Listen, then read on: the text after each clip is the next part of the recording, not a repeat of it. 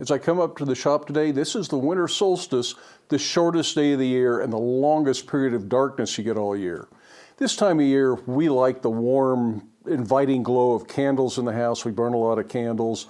And when it comes time to go to bed, you need to put those out. A candle snuffer is the ideal tool for that. And today, let's take a look at making a candle snuffer.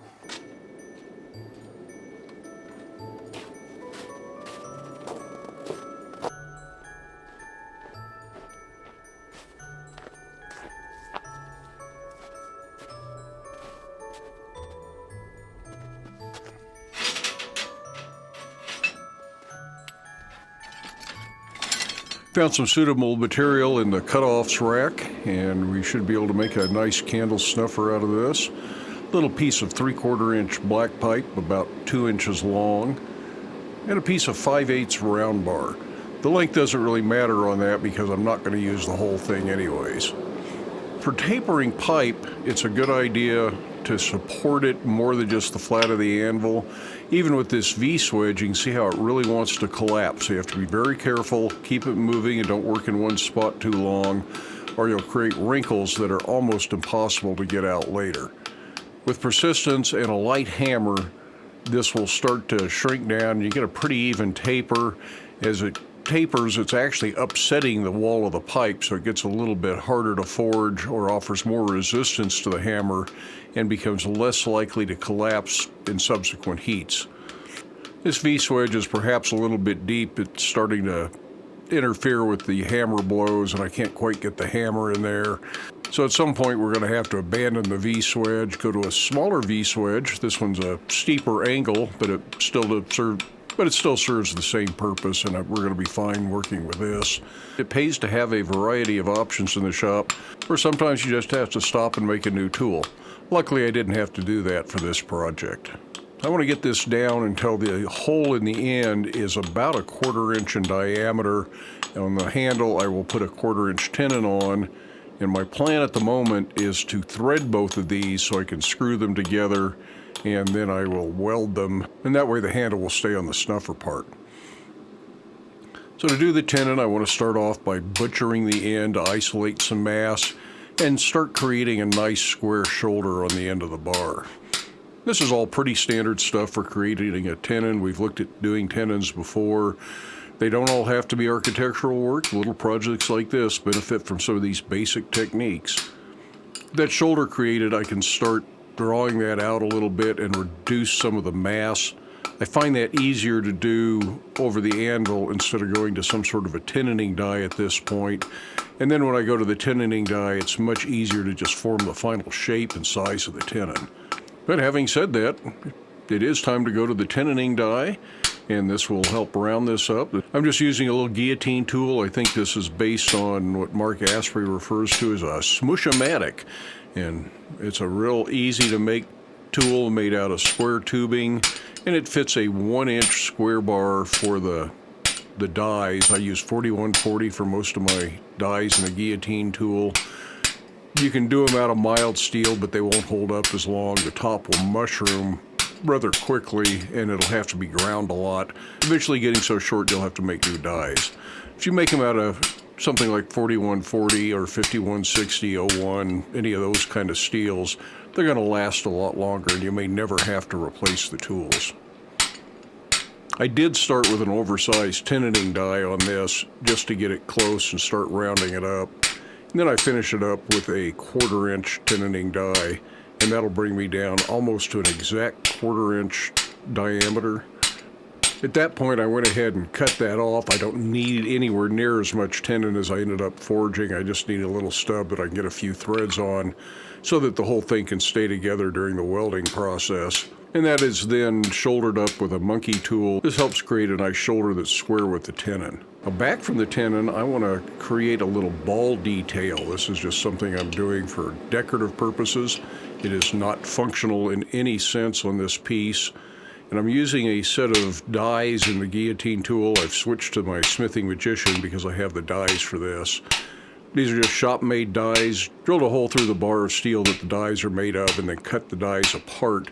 And that way you end up with a nice matched set of grooves on the top and bottom die. And with lots of little light taps, keep it rotating.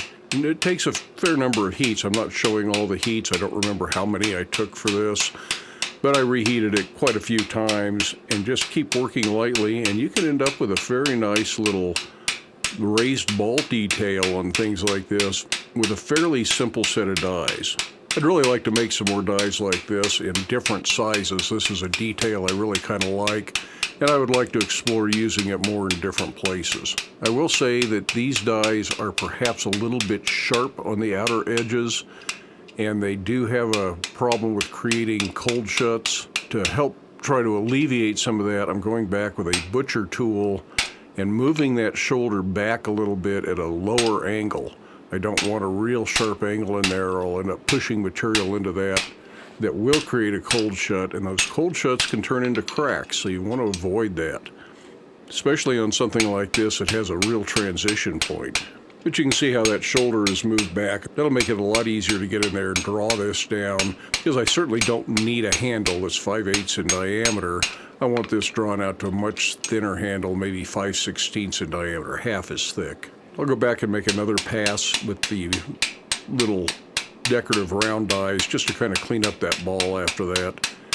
And then it's time to do a little bit of drawing out.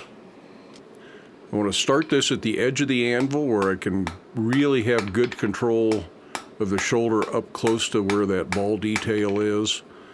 This is slower than forging over the horn, but it is better to be in control than it is to be fast. Now you can see that this is moving back and forth a little bit. If you keep it good and hot, you should be able to get away with that. If it's cold at that transition point, you'll break that off every time. So you have to be really careful doing this kind of thing. This is somewhere where tapered round swedges that you could use under the power hammer or the treadle hammer would really come in handy to get that transition just right. But with that close, it is time to go over the horn and get this drawn out a little bit faster. The horn pushes material in one direction only, so it's a lot more efficient to draw out over the horn, even though you don't have as much control in the final shape over the horn. You'll still need to go back to the face of the anvil to clean this up. And like any tapering process, you want to taper it square first, and if you're trying to create a round profile, you go from that square taper to an octagonal taper, just knock the corners down, and then you round it up. If you try to taper round initially, it never really goes well, so it's better to do it this way. Working down into a swedge does help refine that round. Now, I've been warning you about a cold shut on this. Unfortunately, I've got one starting here. You can't see it at this point, but I will discover it as it cools off. And I'm going to file that transition point. I think it's better to make it thin than it is to leave that cold shut. The cold shut will turn into a crack and break off regardless of what you do with it. And the thinner section will be more likely to bend. But we're not out of the woods completely. There's still a chance that it's going to have a problem because it is going to be overly thinned. I do have a kind of a rough shoulder forged on there where the handle part will be. And that will get another ball detail right up next to the handle using that same set of dies. Again, I'm going to work kind of slowly and methodically. I don't want to squish it off to one side and squish it back and forth, nor do I want to cut too deeply. So I'm going to take lots of little heats and fairly light taps on the tool. I'm not trying to smash anything. I'm trying to get a nice clean shape out of this. And the same thing on the other end of the handle. And this handle does not look bad the way it is. I kind of like this shape. I'm going to take it further and do some more stuff to it. But if you just like this, you could stop right there, and it would be a pretty good looking handle with just the round with the ball detail at each end. Like I say, I really do kind of like this detail. It's just a touch of refinement that takes a piece like this from fairly ordinary forging to something a little bit more eye-catching, something people will be a little bit more impressed by. It is a lot of extra work. I'm not trying to get this out for a price point to give to a customer. I don't think anybody'd pay me what my time on this project is worth. It takes It certainly takes longer to do this than it would be to just make a square tapered handle with a twist in it or something like that. But for my own projects and my own development as a blacksmith, I think it is really worth taking the extra time to do pieces in as high a quality as you can reasonably accomplish. Now, instead of going to the butcher because I got that a little bit small on the other end and I don't want to take that risk on the handle, I'm going to grind back from that shoulder that the ball die creates. And this is kind of a cheat instead of butchering, but it does give me a lot more control than if I tried to do this all by forging. And it eliminates a lot of the risk to bending those balls back and forth until they form a stress crack. Now I'm setting this up so that it will be easy to draw this handle out into a double-ended taper. So it's going to taper towards each of the balls, and then I'm going to turn that into an octagonal handle, or kind of a modified octagon. It won't be a true octagon. A square with the corners heavily knocked off. It's another shape that I found that I really like, and everything I've done with that style of octagonal handle, I've really been pleased with the way they come out. So this will be a mix of that on the handle, but with the round shank that goes to the snuffer end. Remember, if you're forging close to these transition points, keep it hot at the transition. Otherwise, you really run the risk of breaking something off when there's a fairly sharp transition point like these have. I could use a modified flat die under the treadle hammer, and that would probably make this a lot easier. Corner to corner like this is working, but it's not the smoothest thing in the world. As always, though, a little bit of perseverance pays off, and we will get this down to the shape I'm going for. Or at least we'll get it close enough at this stage of the game. A little bit of work in a V-swedge helps clean up the corners, and that way the flats are more likely to be 90 degrees to each other. It's real easy to get an octagon like this a little bit off so that you don't have a clear demarcation of angles on the sides, and it kind of ends up skewed if you're not careful. Part of the problem is when it's hot, it's hard to see the crisp transition between the flats from one side of the octagon to the next, and it's easy to get that rotated just a little bit if you're working at the anvil. So the swedge block with a V-swedge is really a pretty good way to go here. But I think I am at a point where I'm going to stop forging that handle and go ahead and put my touch mark on the handle. Ultimately, some filing is the way to go to really clean this up and get things even and crisp.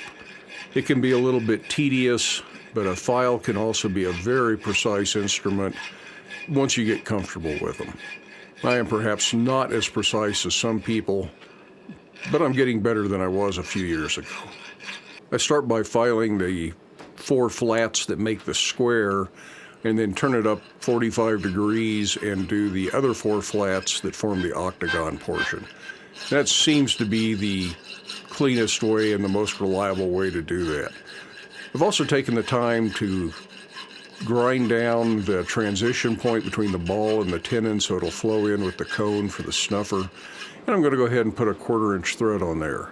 Now, do you remember me saying something about that getting a little bit thin? I don't think there's still a cold shut in there, but unfortunately there is too much leverage on this threading die, and I managed to twist that all the way off, and I didn't realize I was that tight, and that is the end of that detail. Well, I was afraid something like that might happen. I thought that neck was just a little bit too thin, and I think I may have nicked it or created a cold shut when I was doing that butchering. So I filed a little thinner to make sure I didn't have a crack forming there, but like I say, that left it kind of thin, and I just sheared it off trying to do those threads. I probably didn't have to thread that snuffer portion over the end of this. I think there were other ways I could have done that that would be just fine. In fact, that's what I'm going to do going forward. I'm just going to assemble everything tight, hold it as well as I can, weld it probably using the torch. But to get the detail back to kind of what I was going for, it won't look exactly the same. I'm going to take that ball, cut it off, drill it, and slide it over this shank in this area, and hopefully I can get that to come out the way I want it to. I may draw this out a little bit more, which is going to make this a little bit thinner, but at this point it is just a little bit short and stubby. Now ideally, I should just scrap this and start over, but if I want this video to come out before Christmas, which is my goal, I need to get this piece finished, otherwise this is going to be mid-January before I get around to this project. So we're going to persevere and see if we can save it. Okay, trying to drill that ball did not work very well. I could not clamp it up well enough in the vise that I have to present a nice straight shot clear through and come out even on the back side of that. So I got a really crooked hole on it, and I don't think it's worth trying to salvage that ball at this point. I kind of regret losing that, and I probably should start over. But at this point, I'd like to see the project done, so I'm going to draw this out a little bit further to make up for the lost length that I lost when losing the ball, and try and accentuate the taper that I put in this, and just do without that extra ornament. We still have the 2 ball ornaments on the handle end, and I think that looks good enough. Nobody but us will ever know the difference, so be sure not to tell anybody. Now I put that end in the part of the pipe that we've necked down for the snuffer in, and I'm going to weld this with a torch. I think TIG welding would be a very good way to go, but I don't really think that MIG or stick is the best option for this. It would certainly work, but it's easy to get way too much filler material and not as good a transition. I've also found that torch welds and TIG welds tend to hold up better in future forging processes, and therefore that's kind of what I like to do on things like this that are going to get forged. But this gives me a good handle to hold on to go ahead and forge the snuffer in, and I can flare it out so it is not as stubby and narrow as it was the way we started with it. And I always knew this is what I was going to end up doing. I can use this bic and get it pretty darn close to the size I want, but ultimately I'm going to go over the horn to kind of clean it up and get a more even cone out of this. Again, keep that transition point hot or you're liable to break off where you just welded it. But no, that's not foreshadowing. That doesn't happen in this case. Managed to get away with this just fine. Now this thin material does cool off fast, so you're going to need to take several heats at something like this. Probably could have done most of this in the induction forge, but since it's winter, I decided to use the gas forge because it helps heat the shop.